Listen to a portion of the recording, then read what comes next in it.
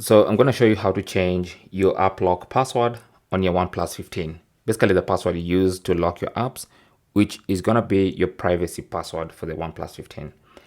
So you want to go into settings.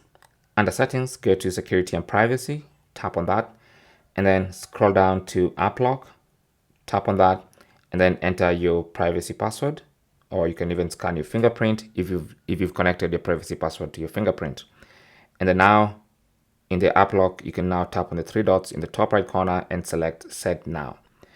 And then you want to go to privacy password, enter your current privacy password, and then now you'll have the opportunity to change your privacy password. So you'll enter the old privacy password, and then it's going to give you an opportunity to set a new privacy password. So if you want to retain pattern, for instance, you can come here and choose the kind of password you want. I'm going to stick with pattern, and then let's have a different pattern for my privacy password. And that's my new privacy password. Simple as that. And that's the new app lock password. So if I try to use the old app lock password, it won't work. Only the new one works. Thanks for watching. Don't forget to like and subscribe, and good luck.